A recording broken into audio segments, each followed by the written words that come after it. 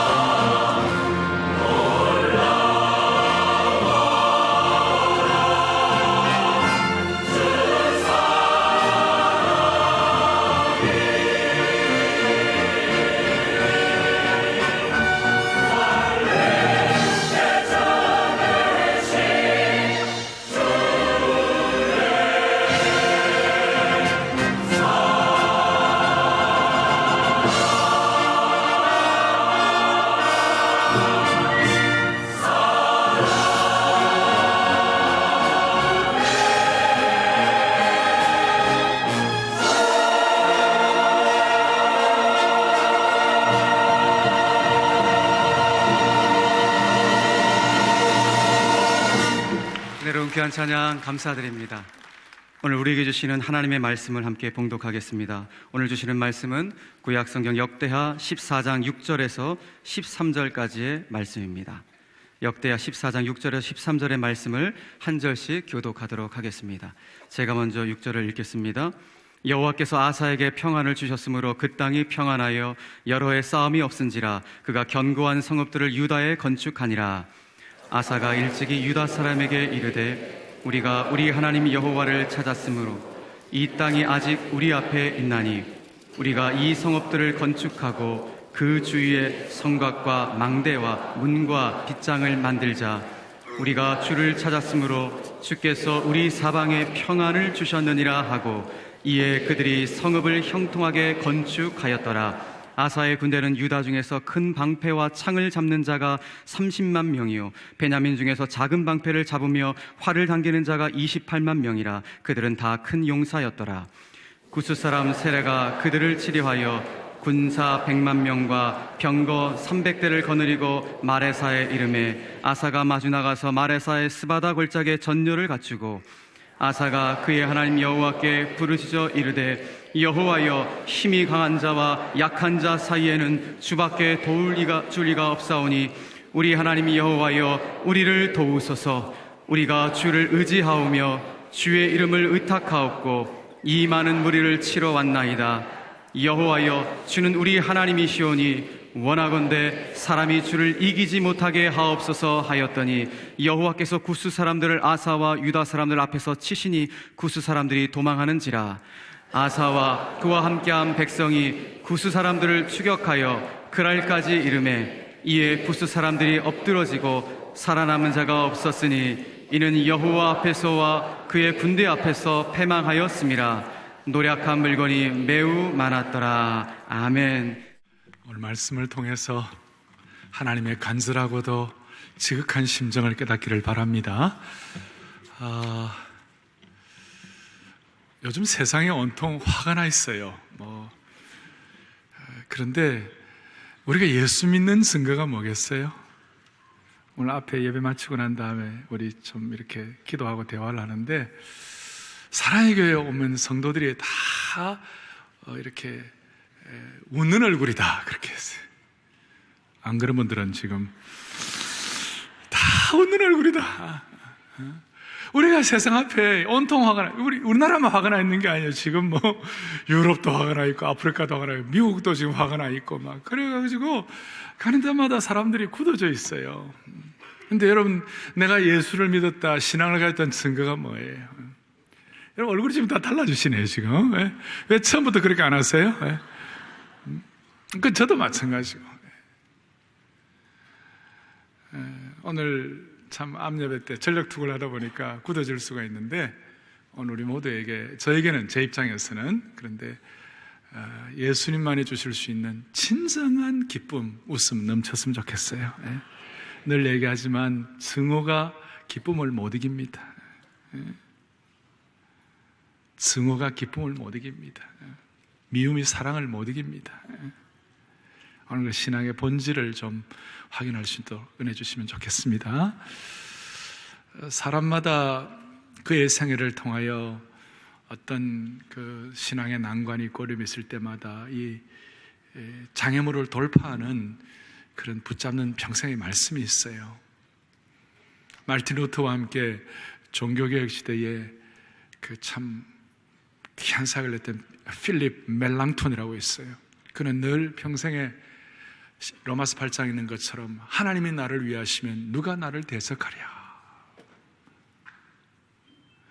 순결한 영혼을 가졌던 인디안 선교의 아버지 데이빗 브레이너드, 저 이 뒤에 복도에 데이빗 브레이너드의 글들이 좀 많이 있어요. 제가 그거 보면서 가슴이 뜨거워져서 제가 이 강단에 올라오는데요. 데이빗 브레이너드는 누구든지 목마르거든 내게로 와서 마시라. 요한복음 7장에 나를 믿는 자는 그 배에서 뭐가 흐른다고요? 생수의 강이 흐른다. 이거 붙잡고 그게 평생 그의 사역의 주춧돌이었어요.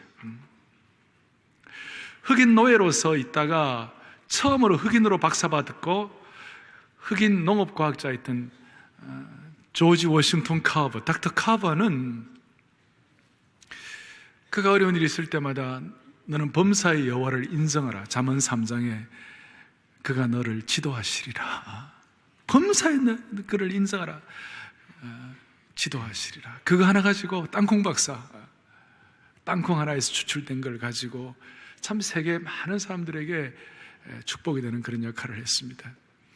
에스더 4장에 오면 왕후 에스더에게 가졌던 그의 평생에 다 붙잡는 말씀 뭐였을까요? 네가 왕후가 된 것이 이때를 위함이 아니냐, 이때를 위함인지 누가 아느냐. 오늘 이 예배를 드리면서 우리가 하나님의 때에 우리가 필요한 존재가 되었으면 좋겠어요. 그런데 이러한 내용들은 우리 편에서 볼 때 붙잡는 말씀이고, 하나님 입장에서는 이게 하나님이 신적 개입을 내가지고 그런 고백을 하게 하시는 것이에요. 공동체나 개인이 여러 가지 사역들을 앞에 놓고 우리가 나아가야 할 인생의 방향들을 앞에 놓고 우리가 살아갈 때에 공동체에서 또 개인적으로 또 저 같은 경우 저는 오늘 이 본문에 나타난 아사왕, 통일왕국을 지나 남쪽 유다왕국의 3대 왕이었던 아사왕, 이 아사왕이 그가 직면했던 그 문제 앞에서 오늘 역대하 14장 11절 요절 말씀인데, 여호와여 여호와여 강한 자와 약한 자 사이에 도와줄 자가 주님밖에 없습니다. 원컨대 이 수많은 무리들이 나를 공경하는, 우리 민족을 공경하는 이 사람들이 원컨대 주님을 이기지 못하게 하여 주십시오. 사람으로 주를 이기지 못하게 하옵소서. 여기에는 두 가지 뜻이 담겨 있는데, 하나는 주밖에 도와줄 자가 없다. 삶의 여러 가지 참 인생의 파도 속에서 우리가 주님 앞에 고백할 수 있는 것이 진정 내 지성과 내 실력과 내 능력이 아니라 그야말로 주님만이 나를 도와주실 수 있는 분이시다. 우리가 늘 고백하는 것 같지만 그러나 이것이 여러분들에게 다 와닿아야 되는 것이에요. 저도 그 마찬가지로 일마다 때마다 어떤 단계를 거쳐서 와닿아야만 되시는 거예요. 주님만이 도와주신 유일한 분이시다. 주님만이 문제 해결의 유일한 분이시다. 그렇게 해요. 후유증이 없다. 여러분이 갖고 있는 지성, 능력, 비빌 언덕들이 다 있지만 그거는 그냥 도구로 쓰임 받는 거고, 진짜 해결은 주밖에 도와줄 자가 없다. 이거 신적 개입이 있을 때 고백하는 내용이에요. 또 사람으로 주를 이기지 못하게 하옵소서라는 그 말은 어떤 뜻이에요? 하나님을 맞설 자가 아무도 없다. 아무도 없다. 이 신적 개입에 대한 은혜를 깨달은 사람이 이런 고백을 하는 거예요. 오늘 우리 마음속에 진실로 이런 고백을 담고 기도할 수 있다면 구약의 이 아름다운 기도와 능력이 오늘 21세기에 우리에게 그대로 그대로 연결될 줄로 믿는 것이에요. 그런데 여러분, 이렇게 아사가 오늘 이런 고백을 하고 체험적으로 확인을 하니까 그것이 자기에게만 끝나는 것이 아니라, 여러분 아사의 아들이 누군지 아세요? 아사의 아들이 누구예요? 여호사밧이에요. 여호사밧이 절체절명, 그야말로 수많은 대군이 쳐들어가고 어쩔 수 없는 그 상황 속에서 역대하 20장 12절에, 오늘 14장 11절이 요절인데 역대하 20장 12절에 이런 내용이에요. 한번 볼까요? 같이 보죠. 우리 하나님이여, 우리를 치러 오는 이 우리가 대적할 어떻게 할 줄도 알지 못하옵고 오직 주만 바라보나이다. 자 보세요. 우리를 치러 오는 이 큰 무리를 우리가 뭐 할 능력도 없고 대적할 능력이 없다. 그리고 어떻게 할 줄도 알지 못한다. 그래서 우리는 오직 주만 바라보나이다. 아버지가 가졌던 신적 개입을 통한 그 기도의 은혜가 자식에게 연계가 된 것이에요. 여러분, 이것이 우리 하나님이 하시는 스타일이고 신적 개입이에요. 우리는 좋은 방법을 찾아요. 그러나 하나님은 믿음을 찾고 계세요. 많은 일들 앞에서 사랑의 교회는 계속해서 앞으로 우리는 믿음을 선택하셔야 됩니다. 우리는 이 귀한 교회도 있고 수만 명의 교우들도 있고 어떻게 인간적으로 보면 우리 어떤 시스템을 움직여갈 수도 있어요. 그런데 하나님은 그거 원하시지 않으세요. 저에게도 그러고 여러분들에게도 그러고 하나님의 일을 위해서 믿음의 차원을 요구하시는 것이에요. 그래서 히브리서 기자들이 늘 하는 게 by faith, 오직 믿음으로. 믿음이 뭐예요? 오직 주님이 주예요. 그리고 우리가 이 마음으로 주님을 바라볼 때 그때서야 우리의 믿음이 명사가 아니라 뭐가 된다고요? 동사가 되는 거예요. 이 명사 동사에 관해서는 특세에 참석한 분들이 좀 더 잘 이해하실 거예요. 예? 우리가 믿음이 명사가 아니라 믿음은 뭐라고요? 동사다. 우리는 우리의 방법을 찾지만 주님은 주님의 방법이 있는데 창세기 11장 3절에 오면 이런 내용이 나와 있죠. 아시죠? 읽어보겠습니다. 서로 말하되 자 벽돌을 만들어 견고히 굽자 하고 이에 벽돌로 돌을 대신하며 역청으로 진흙을 대신하고. 저 보세요. 벽돌로 뭘 대신합니까? 돌을 대신하고. 역청으로 뭘 대신합니까? 진흙을 대신하고. 우리가 세상적인 방법은 벽돌 가지고 다 할 수 있다는 거예요. 세상적인 방법은 역청을 가지고 다 할 수 있다는 것이에요. 그런데 하나님은 돌이고 하나님은 진흙이에요. 하나님의 방법이에요. 오늘 이 내용이 그냥 머리로 슥 스쳐 지나가지 말고 여러분들 모두에게 믿음으로 와 닿았으면 좋겠어요. 우리 설교자들에게 내려오는 이런 내용, 이런 얘기가 있어요. 머리로 준비하면 성도들도 머리로 깨닫고, 입으로만 말하면 성도들도 입으로만 말하고, 심령으로, 믿음으로 하면 성도들의 심령과 믿음에까지 연결된다, 그렇게 했어요. 그러니까 하나님 앞에서 우리가 정말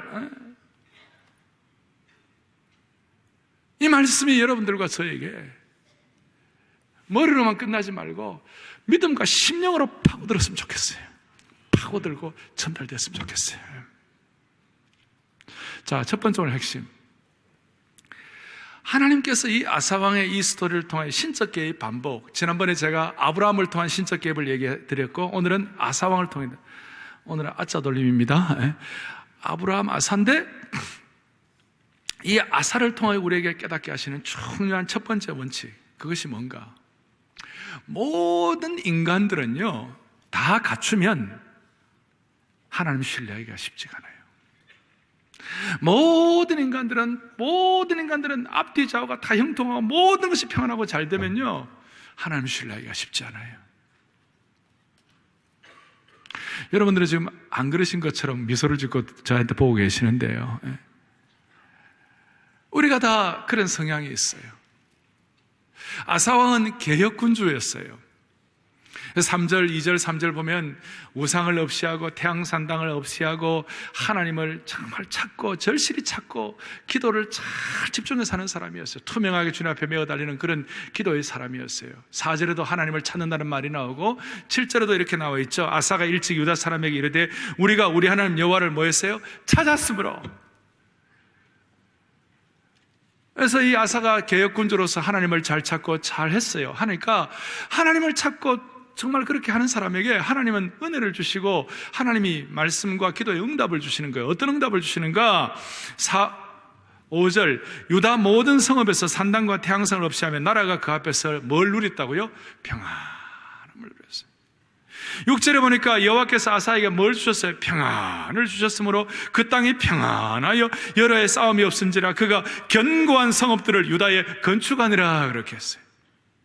7절에 아사가 일찍 유다 사람에게 이르되 우리가 우리 하나님 여호와를 찾았으므로 이 땅이 아직 우리 앞에 있나니 우리가 이 성읍들을 건축하고 그 주위에 성곽과 망대와 문과 빗장을 만들자. 7절 뒤에 우리가 우리 주를 찾았으므로 주께서 우리 사방에 평안을 주시느라고. 그 다음에 보니까 이에 그들이 성읍을 어떻게 건축했다고요? 형통하게 건축했더라. 형통하게 건축했더라. 하나님은 아사에게 형통과 평안을 주셨어요. 그리고 성읍과 망대와 요새와 성곽을 형통하게 건축하게 하셨어요. 더더구나 아사가 받은 축복이 뭐냐면 8절인데 아사의 군대는 유다 중에서 큰 방패와 창을 잡는 자가 30만 명이요 베냐민 중에서 작은 방패를 잡아 활을 당기는 자가 28만 명이었더라. 그 다음 8절 뒤에 그들은 다 어떤 용사였어요? 큰 용사였어요. 큰 용사였어요. 58만 명의 강병이 있고, 그 다음에 큰 방패부대가 있고, 창부대가 있고, 작은 방패부대가 있고, 활부대가 있어요. 성읍과 망대와 요새가 형통하게 건축이 되었고, 활부대, 방패부대, 창부대, 작은 방패부대, 그 당시로 말하면 현대적인 전략을 구사하는 당대 아주 그냥 강력한 보호막이 형성이 됐어요. 그리고 58만 명의 강병을 갖게 됐어요. 이렇게 될 때 그 다음에 어떤 일이 일어날까? 이것이 중요한 것이에요. 나중에 뒤에 이제 연결되는 걸 보면 우리가 구약학자들과 신학자들 또 말씀을 해석하는 분들이 같이 동의하는 것은 뭐냐면, 이때 아사가 자칫 잘못하면 어긋날 수가 있었다. 왜? 모든 게 다 갖춰졌으니까. 모든 게 다 갖춰졌으니까. 58만의 강병, 현대적인 전략, 그리고 성읍과 망대와 요새가 형통하게 건축되어 가지고 아주 그냥 금성철벽을 이루는 그런 축복을 받았어요. 이때 어떻게 할 것인가? 하나님은 하나님의 사람을 쓰실 때 많은 경우 신앙의 일막으로 주님 순종하고 잘하면 그의 성격이 좀 온유하든지 이삭처럼 좀 그렇게 한 사람들에 대해서는 그냥 형통과 평안으로 해가지고 끝나는 인생이 있고, 또 하나님께서 그 사람을 통하여 새로운 신앙의 차원을 올리려고 새로운 걸 하기 위하여 하나님께서는 어떻게 하시는가? 반드시 신앙의 챕터 2 제2막에서 하나님이 다루시는 원리가 있어요. 그 원리가 뭐냐면 사람의 부패한 본성이 있다는 것이, 그 사람의 부패한 본성은 뭐냐면 아담의 모든 자손들은 형통하고 평안하고 잘되고 모든 것이 순적하게 굴러가면요, 그 자기가 누리는 형통과 평안함과 좋은 환경을 하나님이 안 도와주셔도 자기 힘으로 그것을 유지하려고 하는 독특하고 부패한 본성이 있는 것이에요. 오늘 말씀을 듣는 여러분들은 안 그런 것처럼 저를 딱 쳐다보시는데, 우리에게 이런 속성이 있어요. 다시 얘기합니다. 모든 것이 형통하고 잘되고 다 완벽하게 잘 이루어져 있으면 사람의 부패한 본성은 뭐냐면요, 그 귀하고 잘 누리는 것들을 누가 좀 옆에 안 건드려도, 누가 좀 안 도와줘도 내 힘과 내 능력과 내 실력만으로 그것을 유지하려고 하는 독특한 본성이 있다는 것이에요. 그것은 하나님 편에서 볼 때, 하나님의 사랑하는 자의 입장에서 보면 망하는 길이에요. 이것은 참으로 영적으로 보면 너무나 이거는 슬픈 일이에요. 그래서 수많은 사람들이 스타트 여행을 잘하지만, 시작은 잘하지만 피니싱 여행을 끝이 좋지 않아요. 여러분, 그런 차원에서 욥은 훌륭한 사람이에요. 욥은 당대의 의인이고 그가 재물과 자녀들과 모든 것이 완벽하고 좋았어요. 그럴 때도 욥은 자기 자신을 조심해가지고 욥기 1장에 보면 자기 자녀들이 혹시 마음으로라도 하나님께 범죄할까 걱정해서 하나님께 제단 쌓고 다 주님 앞에 부복하는 그런 삶을 살았어요. 사랑하는 교우들이여, 우리가 좀 삶의 풍랑이 있고 많은 가정들이 있습니다만은, 또 어떤 분들은 형통과 평안을 갖고 있습니다만은, 이 가운데 우리는 하나님이 도와주지 않으시면 그야말로 우리 입장에서는 여호와여 강한 자와 약한 자 사이에 도와줄 자가 주님밖에 없다고, 그렇게 메어들리는 집중력을 평생 유지할 수 있도록 하나님의 신적 개입의 반복이 있기를 간절히 바랍니다. 별로 좋아 안 하시는 것 같아요. 그래도 사실 그렇게 해야 돼요. 우리가 너무 건강이 좋아가지고, 너무 건강해가지고, 건강하지 않고 그냥 자기 몸 가누기도 힘들면 그저 아내 반 바라보고 아내 뒤꿈치만 바라보고 당신밖에 없다고 You are my sunshine 그렇게 할 터인데, 너무 건강하고 너무 잘나고 너무 좋으면 여자 위에 아내 위에 다른 여자의 관계를 막 하고 말이죠. 그건 하나님 보실 때는 아니잖아요. 그러니까 차라리 건강한 것보다도 조금 건강이 약해가지고 주님만 집중하는 거, 그것이 어떨 때는 주님이 보시기에 더 좋다 이 말이에요. 너무 돈이 많고 너무 모든 것이 완벽해가지고 사회적으로 너무 잘 나가고 자기 마음대로 하고 하나님 없이도 교만한 그거보다는 조금 부족해가지고 주님 앞에 늘 오직 주만 바라보나이다라고 겸손하면 그것이 더 나을 수 있다 이 말이에요. 여러분 이거 당연하다 생각하지 말고 이걸 머리로 받아들이지 말고 믿음으로 받아들이기를 바랍니다. 벽돌과 역청으로 받아들이지 말고 돌과 진흙으로 받아들이시기를 바라요. 명사로 받아들이지 말고 동사로 받아들이시기를 바라요. 이 내용을. 그래서 하나님은 이거 안 되겠다. 하나님께서 다듬으시는 거예요. 그래가지고 이제 9절에 구스 사람 세라가 그들을 치리하여 군사 100만 명과 병거 300대를 거느리고 마레사 이르가지고 마레사 스바다 골짜기에 전쟁을 갖추고 골짜기에서 싸우게 했어요. 그렇게 하신 하나님의 특별한 뜻이 있어요. 우리는 신앙생활 하면서 우리도 모르게 이게 자꾸 이렇게 관성으로 굳어지면요, 우리도 모르게 트랩에 걸릴 수가 있어요. 덫에 걸릴 수가 있어요. 예수님 시대에도 덫에 걸린 신앙인이 있어요. 바리새인이에요. 신앙생활 하다 보면 우리가 이런 프레임에 내 잘못된 내식 신앙생활의 프레임에 빠질 때가 있어요. 예수님 시대 때 가장 두 계층의 문제가, 하나는 귀신 들린 자예요. 귀신 들린 자는 고함을 지르고 거품을 일고 난리가 났어요. 그런데 주님 귀신 들 볼 때마다 주님은 너무 불쌍히 여기셔가지고 군대 귀신도 쫓아내게 하시고 거품 들린 귀신도 쫓아내게 하시고 귀신 들린 자를 정말 정신을 온전케 하시고 주님이 그 귀신을 쫓아내 주셨어요. 그런데 주님 바리새인 보고는요 뭐라고 얘기하셨냐? 회칠한 무덤이라고 그랬어요. 위선자라고 그러고 막 뭐라 그러셨어요. 그런데 이 바리새인은 하나님을 제일 잘 섬긴다고 생각했어요. 하나님 제일 잘 섬기는 결과가 뭐냐? 예수님을 십자가에 못 박았어요. 만약에 하나님께서 바리새인의 신적 개입을 해가지고 그를 왕창 깨뜨리시고 그의 인격을 다듬으시고 그가 하나님밖에 없다고 주만 바라보느라고 벅벅벅벅 이렇게 주님 앞에 절절 이렇게 했으면 바리새인은 안 되었을 거예요. 여러분 대표적인 바리새인이 누구예요? 대표적인 왕 바리새인, 짱 바리새인 누구예요? 바울 사도예요. 믿기 전에 바울 사도예요. 얼마나 강구했던지 바리새파로서의 이 바울 사도는 율법사로서 얼마나 대단했는지 과거에 변화되기 전에 바울, 사울로 있을 때 자기는 신앙이 너무 좋아가지고 자기가 신앙이 최고인 줄 알고 어떻게 했냐? 스데반을 죽인 거예요. 얼마나 안타까운 일이에요. 그의 교만, 그의 폭력성, 그의 어리석음은 말로 다 할 수 없었어요. 그런데 자기는 신앙 제일 좋은 줄 알았어요. 왜 그런지 아세요? 바리새인의 특징은 뭐냐면요, 자기 신앙으로 남을 판단하는 것이에요. 우리는 우리의 인생을 하나님의 신적 개입을 통한 거울로 봐야 돼요. 그리고 나를 자꾸 돌아봐야 돼요. 그런데 우리는 자꾸 남들을 내 신앙의 프레임으로 남들을 비판하고 정죄하는 것이에요. 그러니까 남들은 돋보기로 바라보고 자기는 망원경으로 바라보는 거예요. 유명한 얘기예요. 참 안타까운 일이에요. 바리새인을 우리도 욕할 필요 없어요. 우리에게는 속성이 다 있는 것이에요. 그래서 우리는 주님 앞에 설 때까지 우리는 늘 겸손히 주를 섬길 때 우리는 늘 주님 앞에 자신을 돌봐. 그러니까 우리 주님 앞에 설 때까지 자신은 거울로 보고 남들은 돋보기로 보지 않기를 바랍니다. 대답 또 안 하시네요.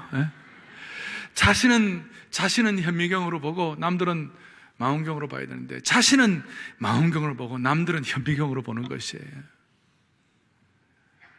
아마 아사도 오늘 이런 걸 겪지 않으면 똑같이 바울 사도처럼 되었을, 바울 사도가 변화되기 전에 그 어리석은 바리새인처럼 돼요. 하여튼 자기가 잘한다고. 그리고 스데반 죽이고 난 다음에도 자기 의가 충만해가지고 다메섹에 있는 사람 다 때려 죽이려고 또 말 타고 허가장 받아가지고 똑같은 바리새인들끼리니까 허가장 주고 또 올라가는 거예요. 그러면서도 신앙 제일 좋은 줄 알았어요. 이거 정말 오 통제라해 통제라. 가슴 아픈 일이에요. 그래서 하나님은 신적 개입을 통하여 하나님은 강한 사울은 하나님이 죄송합니다 성격대로 다루신 거예요. 성질대로 그냥 말에서 확 터뜨려가지고 꼼짝도 못하게 만드시는 거예요. 오늘 우리에게 이런 속성이 있음을 깨닫고 주님 이 말씀을 통하여 좋은 것, 귀한 것, 아름답고 하나님이 형통과 평안을 주신 것을 내 능력과 내 실력으로만 유지하려고 하는 그 본성을 깨뜨려 주시고 그 가운데서도 정말 잘 되어도 오직 주만 바라보나이다. 오직 주만 바라보나이다.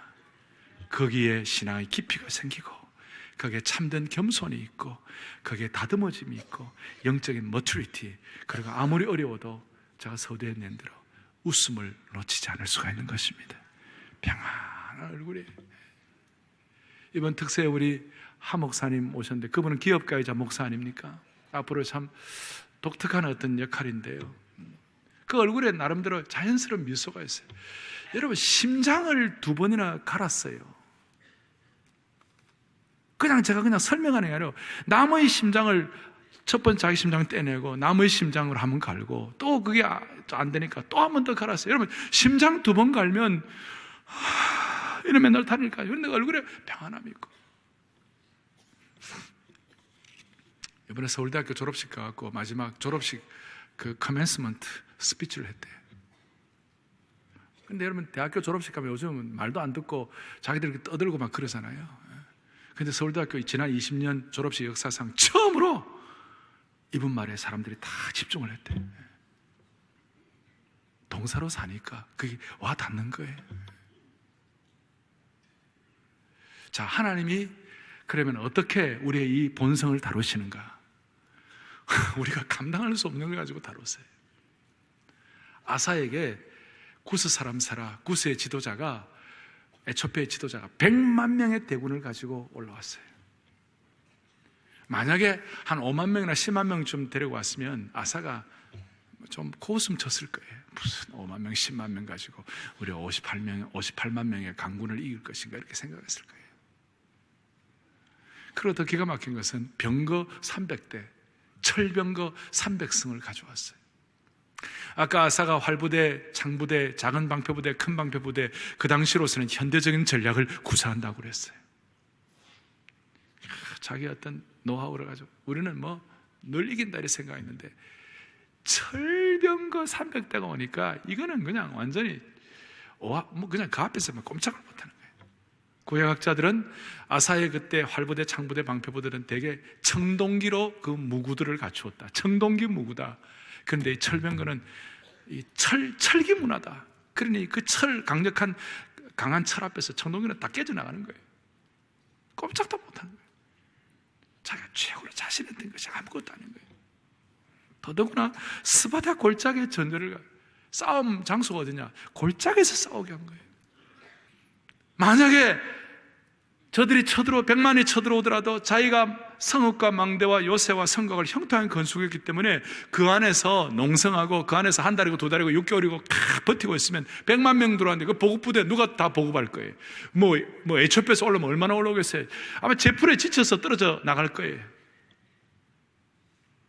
그런데 하나님은 그거조차도 허락하지 않으시고 네가 의지하는 성곽과 망대와 요새 다 무용지물 만드시고 저 밑에 골짜기에 내려가라. 그렇게 하시는 거예요. 그래서 우리는 그럴 때 아사는 가슴 아리를 하는 거죠. 오죽하면 강한 자와 약한 자 사이에 도와줄 자가 주님밖에 없다고 이렇게 참 비탄 어린 기도를 하겠어요. 그러나 지나고 보면 그 기도처럼 아름다운 기도가 어디 있어요? 그리고 그때가 아사에게는 위기고 절대절명의 시기이지만 사실은 영적으로 보면 위기가 아니에요. 그러니까 하나님의 스타일은 우리의 부패한 본성을 이겨내기 위하여 어떻게 하시는가 하면요, 우리의 내면을 꿰뚫어 보시고 우리가 의뢰하는 것들, 우리가 이거 없으면 안 된다라고 생각하는 그 모든 것들을 무용지물로 만드시는 것이에요. 이게 참 힘들어요. 그리고 싫어요. 이게 우리가 인간이기 때문에. 여러분들이 의뢰하는 거 다 있잖아요. 여러분들이 의뢰하던 가족이 있고, 여러분들이 의뢰하던 지성이 있고, 여러분들이 의뢰하던 의지가 있고, 여러분들이 의뢰하던 남편과 아내가 있고, 우리가 의뢰하는 자식이 있고, 하여튼 내 인생의 비빌 기댈 언덕들이 다 있잖아요. 그런데 하나님은 가끔 하나님의 물론 형통과 평안함 주시지만 가끔 하나님의 사람으로 빚어가고 좀 마음의 본성이 조금 나가려고 할 때는 하나님께서 어떻게 하시냐, 그 비빌 언덕을 무용지물로 만드신다니까요. 이게 참 어떨 때는 힘들어요. 가슴앓이를 해요. 그러나 이 과정을 잘 거치면 우리의 기도의 수준이 더 달라지고 말씀을 듣는 능력이 달라지고 우리의 명사의 삶에서 동사의 삶으로 바뀌게 되고 우리가 주님 앞에 간절히 나갈 때 하늘 보좌를 움직이는 축복을 받게 되는 것입니다. 이번 특세에서 우리가 깨달은 것 중에 하나가 베드로에 대한 얘기, 베드로의 부르심, 또 베드로의 다듬어 주심, 베드로의 소명자 되심, 이 베드로에 대해서 우리가 많은 걸 생각했어요. 그런데 여러분, 베드로가 갖고 있는 비빌 언덕이 뭐였어요? 베드로가 업으로서 힘들고 어렵지만, 그러나 베드로가 갖고 있는 최고의 비빌 언덕은 갈릴리 바다에서 고기 잡는 업으로서의 전문성이었어요. 최고의 전문성이었어요. 그리고 고기 잡이 잘하는 것으로 잔뼈가 굵었어요. 근데 그건 인생의 일막이에요. 근데 예수님께서는 베드로라 하여금 인생의 새로운 죄의 막 고기 잡는 어부가 아니라 사람 낚는 어부로서의 새로운 차원의 삶을 살기 위해서는 그거 갖고 안 된다. 너 인생의 전문성 갖고 안 된다. 이제 너는 한 차원 올라가야 한다. 그것이 뭐냐? 오직 주만 바라보나이다. 강한 자와 약한 자 사이에 도와줄 자가 주님밖에 없다는 거. 이걸 그의 삶으로 체득하게 하시는 거예요. 어떻게 하시는 거예요? 주님께서 나타나셔가지고 누가복음 5장 마지막 요한복음 제일 뒷부분에서 뭐라고 말씀하시는 거예요? 깊은 데 가서 그물을 던지라. 깊은데, 오전에 깊은데 고기가 없어요. 베드로는 전문가예요, 고기에 대해서. 예수님은 목수예요, 목수. 목수가 어부에게 이렇게 생각할 수 있지만 그거 다듬으시는 거예요. 네가 알고 있는 세계관의 전부가 아니야. 또 오른쪽 배 오른편에 그물을 던졌는데 밤새도록 베드로가 고기 잡는다 애썼는데 오른편 왼편 다 해봤겠어요? 안 해봤겠어요? 오른편 해봤을 거라고. 오른편 던져봤을 거라고. 그렇게 예수님, 내가 오른편에 해봤습니다. 해봤는데 없습니다. 내가 실증적으로 다 알고 있는데 주님 또 너무하시네. 이렇게 말할 수 있는데 주님은 그래도 오른편 가서 그물을 던져라. 여러분, 우리가 주님 섬기는 어떨 때는 이해 안 되는 부분 많아요. 우리가 오른편 다 해봤는데 또 오른편 하라고 하시는 그런 주님의 음성을 들을 때가 있는데 우리가 참 기가 막힌 거예요. 그럴 때는 어떻게 해요?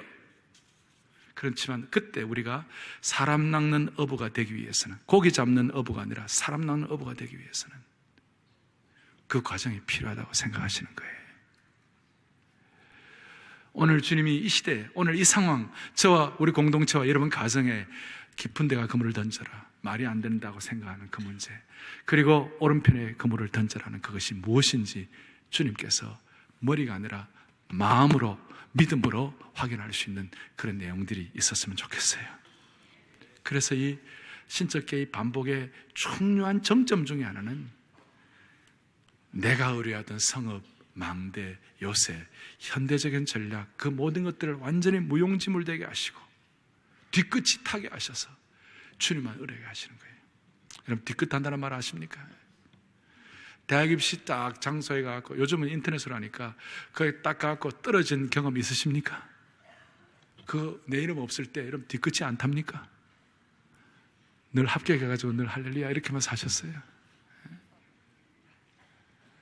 우리가 뒤끝이 탄다는 말이 뭐냐? 앞뒤 저거 다 막혔을 때 강한 자와 약한 자 사이에 도와줄 자 주님밖에 없다는 이 진실된 기도.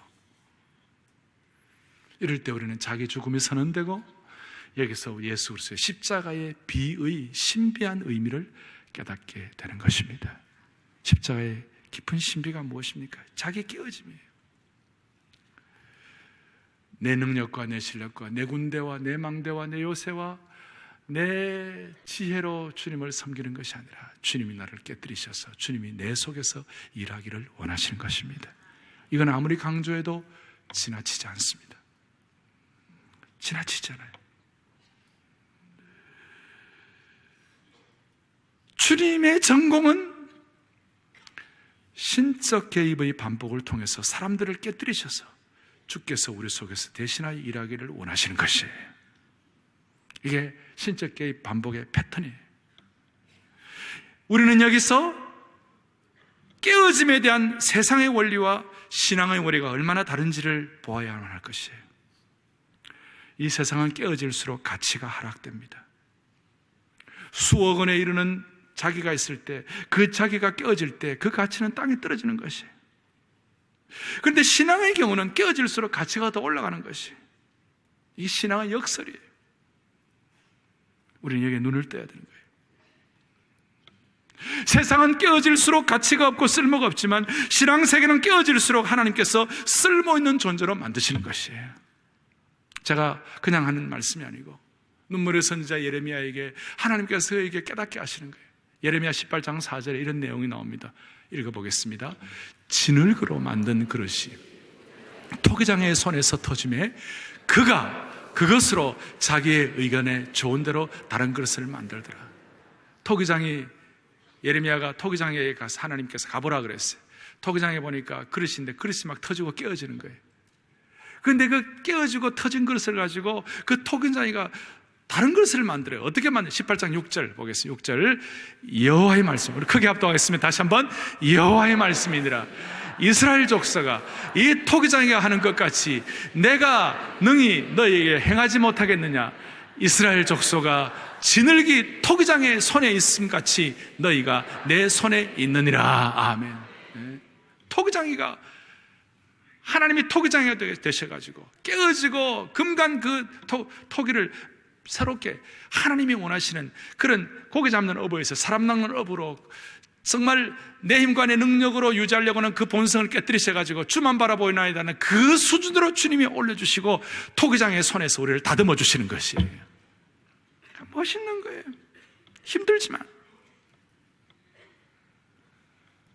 토기자이가 망가진 그릇을 가지고 망가졌다 하더라도 그것을 더 좋은 그릇을 만들듯이 하나님께서는 하나님이 원하시는 방식대로 우리를 빚어내시겠다고 말씀하시는 것이에요.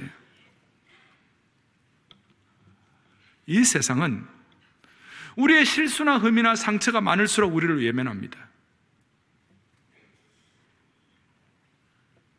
그래서 우리는 우리의 실수에, 우리의 흠집에, 우리의 상처들에 덧칠을 해가지고 자꾸 감추려고 해요. 우리는 그런 속성이 있어요. 그러나 신앙인은 우리가 상처가 많을수록, 깨어짐이 많을수록 하나님께만 붙잡혀 있다면, 강한 자와 약한 자 사이에 도와줄 자가 주님께밖에 없다고 신적 개입의 반복이 돼서 눈이 열려만 있다면 하나님이 우리를 더욱 섬세하게 빚으시는 과정인 줄로 확신되는 것이에요. 그리고 우리 감사가 있는 것이고, 이런 상황에서 우리가 분명한 방향을 잡아야 할 것입니다. 정리를 하겠습니다. 일본에서 이 도자기 보수하는 특별한 방법 중에 하나가 킨츠키라는 보수 방법이 있어요. K-I-N-T-S-U-G-I, 킨츠키라는 방법이 있어요. 이 킨츠키란 것은 일본에서 1500년에 걸쳐 발전해온 도자기 보수 기술이에요. 이 킨츠키 방법은 깨어진 도자기 조각을 붙여서 보수하는데, 깨어져서 금이 생긴 곳을 감추지 않고 오히려 황금으로, 금으로 그 깨어진 부분을 부각을 시키는 거예요. 원래 망가진 것으로만 있으면 그 보수한 그 망가진 것들이 가격이 떨어집니다만은 킨츠키 도자기는 그렇지 아니에요. 오히려 그렇게 잘 보수를 하고 망가진 부분들을 이 킨츠키 방법으로 그 전문가가 잘 하면 오히려 깨어지기 이전보다도 훨씬 더 아름다워져서 더 비싼 값에 팔려나가는 것이에요. 그렇습니다. 우리가 깨어질 때마다 깨어진 조각들을 하나님의 손길로 접합하는 것입니다. 그것은 킨츠키 장인의 기술에 비할 바가 아니에요. 아멘. 그 비할 바가 아니에요. 하나님의 신적 개입을 통하여 오늘 이 시대에 깨어지고 망가진 도자기를 은혜의 황금으로 다듬으셔가지고 하나님 나라에 멋있는 그릇 되게 해 주시기를 원합니다. 우리가 어떨 때는 육신이 아플 때가 있어요. 어떤 인생에 어떤 어긋나는 것 같은 느낌이 있어요. 그럴 때 오늘 하나님께서 하나님의 손으로 다 킨츠키 방법보다도 100배 1000배 더 나은 하나님의 손으로 은혜의 황금 예술로 우리를 다듬으셔가지고 모두가 다 사람 낚는 어부, 믿음과 마음으로 반응하는 믿음의 동사의 삶을 우리 모두에게 허락해 주시기를 바랍니다. 할렐루야. 우리 교회도 그렇게 해주실 줄로 믿습니다. 가슴에 손을 얹겠습니다. 주님 감사합니다. 오늘 이 말씀 평생 붙잡고 모두가 다 사람 낚는 어부 되게 하여 주시옵소서. 우리 주 예수 그리스도를 받들어 간절히 기도 올리옵나이다. 아멘.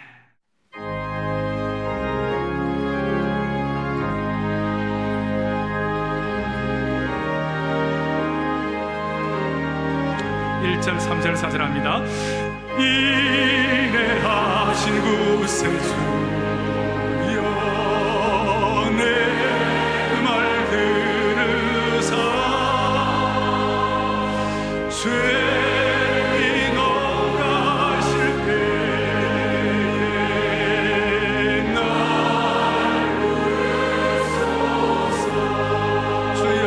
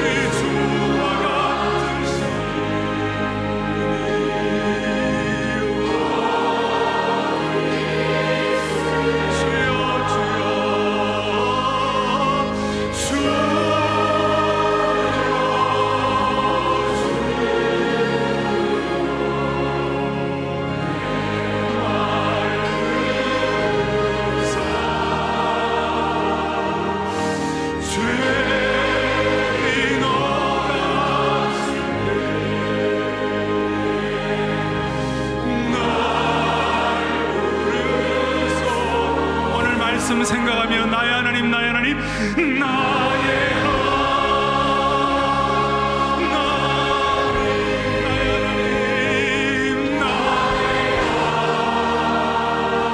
여러분들이 갖고 있는 공동체가 갖고 있는 모든 기도 제목 올려놓으십시다.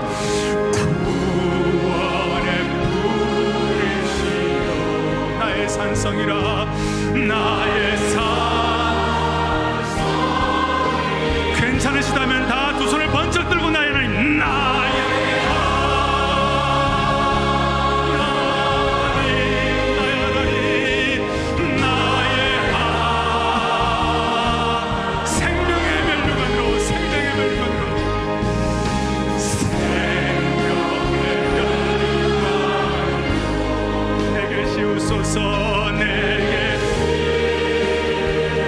우리의 간절한 기도 제목 올려놓은 나의 하나님 나의 하나님 응답의 멸류관으로 나의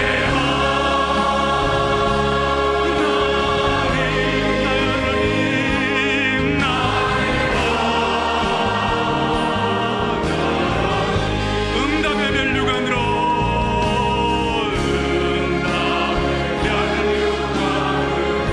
내게 씌우소서 내게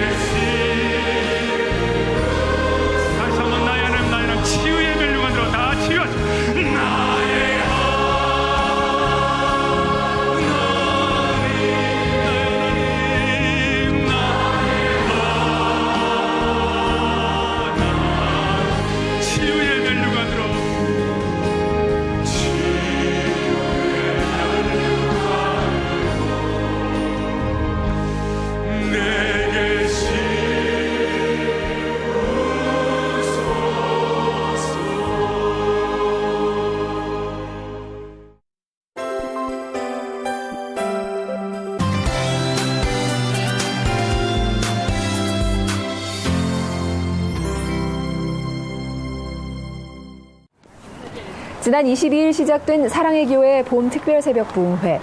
매일 새벽 4시 30분 특세 시간에 맞춰 교회로 향한 만여 명의 성도들이 함께했습니다. 올해는 새학기 시작 전 특별 새벽 부흥회를 함으로써 이전보다 청소년과 대학생들이 많이 참석했고 자녀들과 함께 예배드린 가정이 많았습니다. 학기 중이 아니어가지고 참 전찬도 할 수 있는 사람들도 많아지고 그것도 이 은혜의 자리에 나올 수 있게 되어서 정말 감사한 것 같습니다. 특세 전참은 처음인데 아침부터 이렇게 조금 힘들지만 아침에 와서 정말 하나님이랑 같이 하루를 시작하는 것 같아서 너무 좋아요. 오정현 담임 목사는 매일 새벽 성경 말씀과 찬양으로 합심 기도를 인도하며 성도들의 마음 문이 열리도록 했고 특세 첫째 날부터 셋째 날까지는 21일 주일 예배의 설교를 전한 워싱턴 코어 커뮤니티 교회의 김원기 목사가 베드로의 삶을 재조명하는 메시지를 전했습니다. 주일날 설교 말씀 너무 좋아가지고 월요일부터 계속 오는데 되게 솔직하게 말씀해 주시는 게 너무 마음에 와닿았던 회사 안에서는 비록 정말 어리고 나이가 적어서 챙김을 받고 섬김을 받지만 그곳에서 받은 것을 다시 도어 매트로서도 거기서 적용할 수 있는 거고. 넷째 날과 다섯째 날에는 지난해 새생명 축제와 가을 특세 때 강사로 섬긴 팀 하스의 회장 하형록 목사가 보시기에 좋았더라라는 말씀으로 성경 속에 나타난 페이버라는 의미를 되새길 수 있도록 했습니다. 정말 주님 보시기에 심히 좋은 그런 행동할 수 있도록 오늘 결단하는 시간이었습니다. 이웃 사랑이라는 거에 대해서 다시 한번 생각하는 그런 좋은 시간이 되어서 저희 삶도 변하길 기대합니다. 후 집회에서 오정현 담임 목사는 강사 목사와의 Q&A 시간을 통해 못다한 이야기를 나누고 다시 은혜의 자리에 함께할 것을 약속했습니다. 그리고 봄 특별 새벽 부흥회의 마지막 날 오정현 담임 목사는 이사야 본문으로 내가 너로 이방의 빛을 삼아라는 말씀을 전하며 온 세대 성도들이 은혜의 새날을 맞이하도록 했습니다. 우리가 이번 특세를 통하여 주님의 신발이 되고 우리가 주님의 도어매트가 되고 또 우리가 영적인 상승작용을 가지고 독수리처럼 올라가고 우리가 주님의 페이버를 받는 그 이유가 뭔가요? 그것이 뭐 때문에 그렇게 하시는 거예요? 결국은 교회가 역사의 중심이라고 생각하고 결국은 우리가 세계 선교를 마무리하기 위하여 하나님 앞에서 은혜 받고 소명받아 세계 선교를 마무리하는 축복이 있도록 하여 주시옵소서. 교회와 영가족 공동체를 위해서 간절하게 기도했던 2016 봄 특별 새벽 부흥회. 믿음의 4대가 함께 말씀을 듣고 결심한 것을 매일의 삶 속에서 실천할 수 있기를 소망합니다.